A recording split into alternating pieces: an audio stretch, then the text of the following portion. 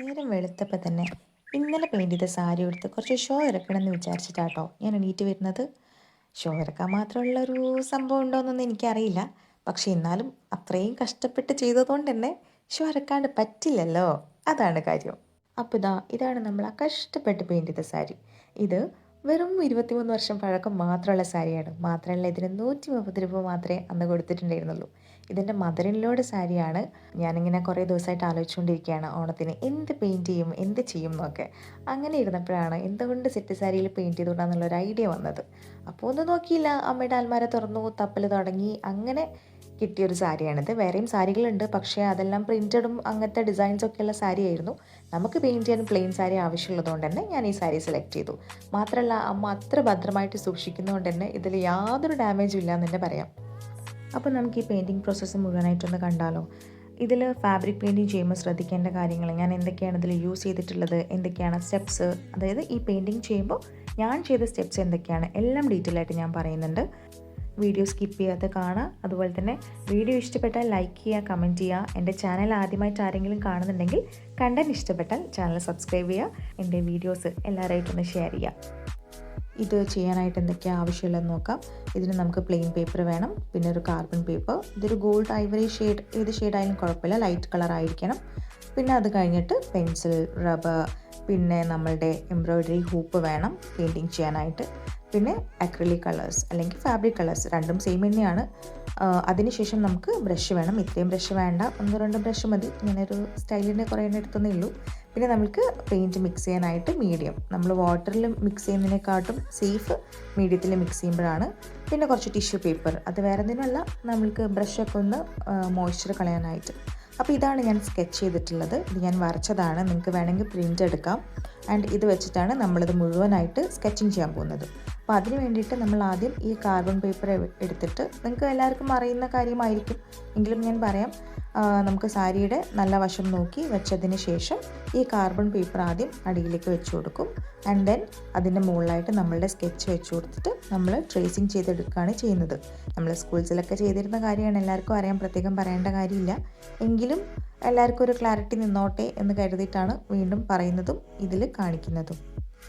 ഈ സാരി പെയിൻറ്റ് ചെയ്യുമ്പോൾ നമ്മൾ മുഴുവനായിട്ട് നമ്മൾ ബോർഡർ പെയിൻറ്റ് ചെയ്യേണ്ട ആവശ്യമില്ല.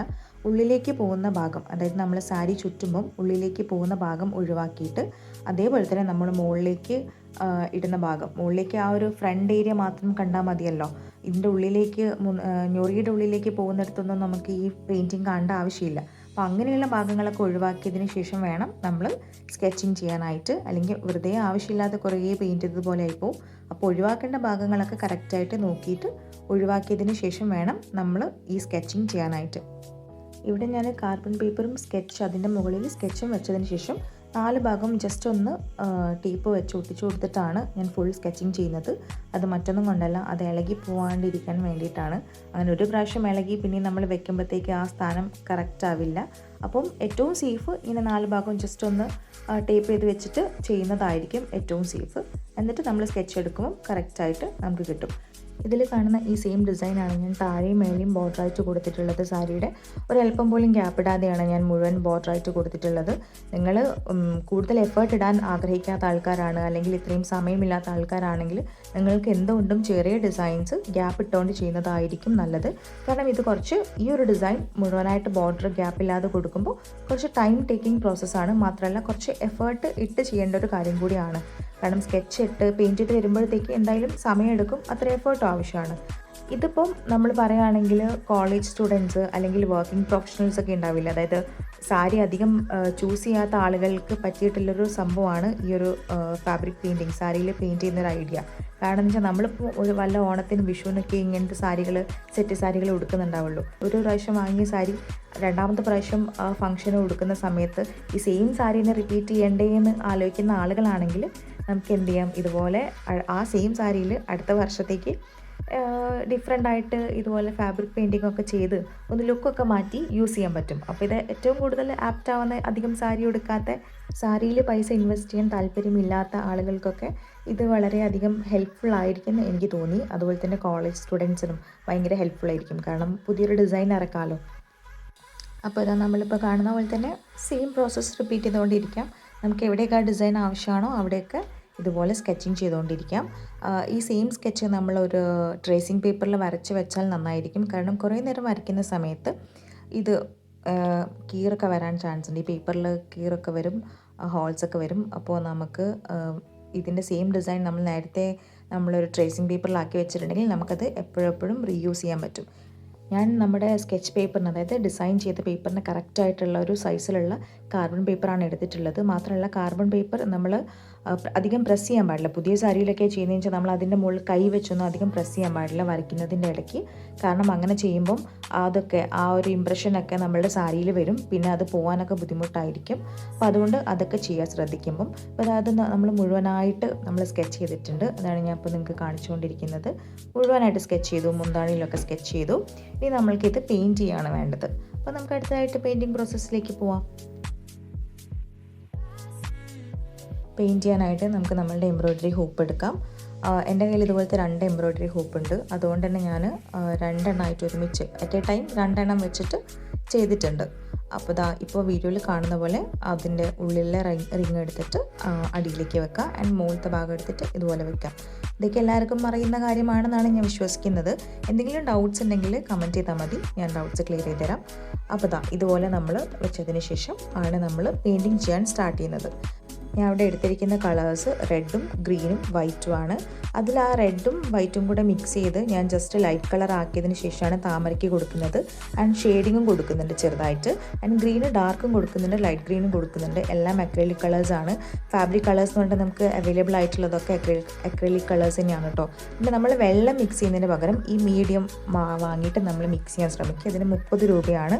വെള്ളം മിക്സ് ചെയ്യുമ്പം കൂടുതലായിട്ട് സ്പ്രെഡ് ചെയ്യുന്ന പോലെ എനിക്ക് തോന്നിയിട്ടുണ്ട്. മീഡിയവും ഒരു എന്താ പറയുക, നമ്മൾ മിക്സ് ചെയ്യുന്നത് വളരെ ശ്രദ്ധിച്ചിട്ട് വേണം. വെള്ളം മിക്സ് ചെയ്യുന്ന പോലെ കുറേ മീഡിയം എടുത്ത് അങ്ങോട്ട് മിക്സ് ചെയ്യാൻ പറ്റില്ല. ശ്രദ്ധിച്ച് നോക്കിയതിന് ശേഷം വേണം നമ്മളത് മിക്സ് ചെയ്യാൻ. മിക്സ് ചെയ്തതിന് ശേഷം നമ്മളൊരു തുണിയിൽ ജസ്റ്റ് ഒന്ന് വരച്ച് നോക്കുക. അത് സ്പ്രെഡ് ചെയ്യുന്നില്ല എന്ന് ഉറപ്പുണ്ടെങ്കിൽ മാത്രം നമ്മൾ എന്ത് ചെയ്യുക, ഡയറക്റ്റ് നമ്മളുടെ സാരിയിലേക്കോ ഡ്രസ്സിലേക്കോ ട്രാൻസ്ഫർ ചെയ്യുക. അപ്പോൾ ഇവിടെ ഞാൻ ഡബിൾ കളർ ഒരു ഷെയ്ഡിങ് കൊടുത്തിട്ടാണ് താമര ചെയ്യുന്നത്. മോൾ ഭാഗം ഒരു ലൈറ്റ്, ആ റെഡിനെ ഞാനൊന്ന് ലൈറ്റ് ആക്കിയിട്ടുണ്ട്, വൈറ്റ് മിക്സ് ചെയ്തിട്ട് ഒരു ലൈറ്റ് കളർ. ആൻഡ് അടിഭാഗത്ത് നമ്മളുടെ ഈ വൈറ്റ് കളർ കൊടുത്തിട്ട് ജസ്റ്റ് ഒന്നിങ്ങനെ ബ്രഷിൻ്റെ സ്ട്രോക്സ് വെച്ചിട്ട് ജസ്റ്റ് ഒന്ന് വലിച്ചതിന് ശേഷം അതിനൊരു ഡബിൾ ഷെയ്ഡ് പോലെ ആക്കാൻ ശ്രമിച്ചിട്ടുണ്ട്. സ്റ്റാർട്ടിങ്ങിൽ മാത്രമേ ഇത്ര ആത്മാർത്ഥതയുള്ളൂ ഡബിൾ ഷെയ്ഡ് കൊടുക്കാനായിട്ട്. അവസാനത്തേക്കൊക്കെ സിംഗിൾ കളറായിട്ട് വരുന്നത്, ഈ ഷെയ്ഡിങ്ങൊക്കെ കുറയുന്നത് നിങ്ങൾക്ക് കാണാം. കാരണം ഇതിങ്ങനെ ഫുള്ളായിട്ടുള്ളത് കൊണ്ട് തന്നെ ഇത് കുറച്ച് ടയറിങ് ആയിട്ടുള്ളൊരു പ്രോസസ്സാണ്. അപ്പോൾ അതുകൊണ്ട് ആദ്യത്തെ ആത്മാർത്ഥതയൊക്കെ അവസാനം എത്തുമ്പോഴത്തേക്ക് കുറഞ്ഞിട്ടുണ്ട് കേട്ടോ.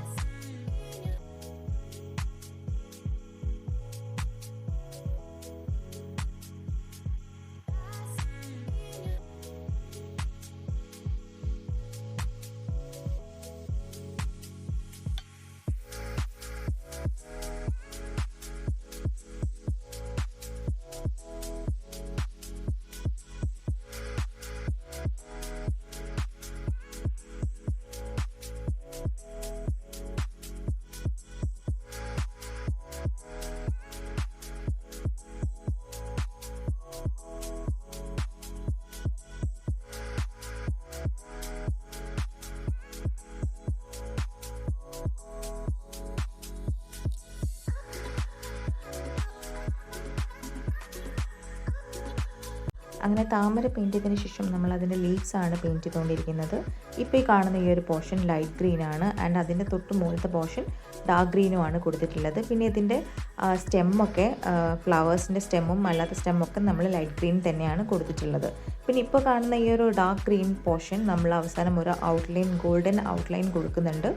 അത് ഗോൾഡ് നമുക്ക് അവൈലബിൾ ആയിട്ടുള്ള ഏതാണ് ഗോൾഡ് കളറ്, ഫാബ്രിക് കളേഴ്സ് ഏതാണ് അവൈലബിൾ ആയിട്ടുള്ളതെന്ന് വെച്ചാൽ നിങ്ങൾക്ക് അത് കൊടുക്കാം. ആ ഗോൾഡ് അല്ലാതെ നമുക്കിപ്പോൾ ബ്രോൺസ് കൊടുക്കണമെങ്കിൽ അങ്ങനെ കൊടുക്കാം, സിൽവർ കൊടുക്കാൻ താല്പര്യമുള്ളവർക്ക് അങ്ങനെ കൊടുക്കാം. നമ്മളുടെ ഇഷ്ടത്തിനനുസരിച്ച് നമുക്ക് ബോർഡർ കൊടുക്കാം കേട്ടോ. അപ്പോൾ ഇപ്പോൾ നമ്മൾ ഈ ഒരു പോർഷൻ കംപ്ലീറ്റ് ചെയ്ത് കാണിച്ചു തരും. ഇങ്ങനെ തന്നെയാണ് ഫുൾ പോർഷനും ചെയ്തിട്ടുള്ളത്. ഈ സെയിം പ്രോസസ്സാണ് നമ്മൾ ആ ബോർഡർ മുഴുവനായിട്ട് ചെയ്തിട്ടുള്ളത് കേട്ടോ. ആൻഡ് കൂടുതൽ നിങ്ങളെ പെയിൻറ്റ് ചെയ്യുന്നത് കാണിച്ച് വെറുപ്പിക്കുന്നില്ല, ഒരു പോർഷൻ കൂടെ കാണിച്ചു തരും. എന്നിട്ട് നമ്മൾ അവസാനം ഫൈനൽ ഔട്ട്പുട്ടിലേക്കാണ് പോകുന്നത്. പിന്നെ അതുപോലെ തന്നെ ഞാൻ കൂടുതൽ എക്സ്പ്ലെയിൻ ചെയ്യേണ്ട ആവശ്യമില്ലല്ലോ, നിങ്ങൾക്ക് കാണുമ്പോൾ മനസ്സിലാവുന്നുണ്ടല്ലോ. ഇതിൽ കാണുന്നതിൽ എന്തെങ്കിലും മിസ്റ്റേക്സോ അല്ലെങ്കിൽ നിങ്ങൾക്ക് ഡൗട്ട്സോ ഉണ്ടെങ്കിൽ നിങ്ങൾ താഴെ കമൻറ്റ് ചെയ്യണം. ഞാൻ ഭയങ്കര എക്സ്പേർട്ട് ആയിട്ടുള്ള ആളൊന്നുമല്ല, എനിക്ക് അറിയുന്ന പോലെയാണ് ഞാൻ കാര്യങ്ങളൊക്കെ ചെയ്യുന്നത്. അപ്പോൾ എന്തെങ്കിലും മിസ്റ്റേക്സ് ഒക്കെ ഉണ്ടെങ്കിൽ നിങ്ങൾ കമൻറ്റ് ചെയ്യുക. അതുപോലെ തന്നെ എന്തെങ്കിലും ഡൗട്ട്സ് ഉണ്ടെങ്കിൽ കമൻറ്റ് ചെയ്യുക. എൻ്റെ ഇൻസ്റ്റഗ്രാം പേജ് ഉണ്ട്, ആർട്ട് ഓഫ് സ്വാ എന്ന് പറഞ്ഞ പേജ്. നിങ്ങൾക്ക് ഏതെങ്കിലും ഡൗട്ട്സ് ഉണ്ടെങ്കിൽ ഡയറക്റ്റ് വന്ന് ചോദിക്കണമെങ്കിൽ അതിൽ വന്നിട്ടും ചോദിക്കാം. എനിക്ക് അറിയുന്നതാണെങ്കിൽ ഞാൻ തീർച്ചയായിട്ടും ഞാൻ ക്ലിയർ ചെയ്ത് തരുന്നതായിരിക്കും കേട്ടോ. അപ്പോൾ ഇങ്ങനെയാണ് നമ്മളുടെ ഡിസൈനിൻ്റെ ഔട്ട്പുട്ട് ഉണ്ടാവുക. ഇനി എനിക്ക് പറഞ്ഞു തരാനുള്ളത് നമ്മളുടെ പെയിൻറ്റ് മിക്സ് ചെയ്യുമ്പോഴുള്ള കാര്യമാണ്. നമ്മൾക്ക് അക്രിലിക് കളറ് ട്യൂബായിട്ട് നിങ്ങളുടെ കയ്യിലുണ്ടെങ്കിൽ നിങ്ങൾക്ക് അത് യൂസ് ചെയ്യാം. പക്ഷേ ഒറ്റ കാര്യമേ ഉള്ളൂ, നമ്മളത് മിക്സ് ചെയ്യുന്ന സമയത്ത് വെള്ളത്തിൻ്റെ റേഷ്യോ നോക്കണം. മീഡിയമാണ് മിക്സ് ചെയ്യുന്നതെങ്കിൽ മീഡിയവും കൂടി പോകാൻ പാടില്ല. ഇനി മീഡിയവും വെള്ളം കൂടി മിക്സ് ചെയ്യാൻ പറ്റുമെന്ന് ചോദിച്ചാൽ അങ്ങനെയും പറ്റും. ഞാനിതിൽ ചിലത് മിക്സ് ചെയ്തിട്ടുള്ളത് കുറച്ച് മീഡിയവും അതിൻ്റെ കൂടെ ഒരു 2-3 ഡ്രോപ്സ് വെള്ളം കൂടെ എടുത്തിട്ടാണ് ഞാൻ മിക്സ് ചെയ്തിട്ടുള്ളത്. അപ്പോൾ അത് നമ്മൾ ആ കറക്റ്റ് റേഷ്യോ നമുക്ക് നോക്കണം. നമ്മളൊരു തുണിയിലേക്ക് കയ്യിലൊരു സ്പെയർ തുണി വെക്കുക, അതിലേക്കൊന്ന് അപ്ലൈ ചെയ്ത് നോക്കണം. ഞാനങ്ങനെ അപ്ലൈ ചെയ്യാതെ ഡയറക്റ്റ് കുറച്ച് വെള്ളം കൂടിപ്പോയത് ഡയറക്റ്റ് അപ്ലൈ ചെയ്തപ്പോൾ സംഭവിച്ചതാണ് ഇപ്പോൾ നിങ്ങളുടെ മുന്നിൽ കാണുന്നത്. അത് കുറച്ച് വെള്ളം കൂടിപ്പോയി. അത്രയും നേരം വലിയ കുഴപ്പമില്ലായിരുന്നു. അതുവരെ ചെയ്തത് ലാസ്റ്റത്തെ പോർഷനായിരുന്നു.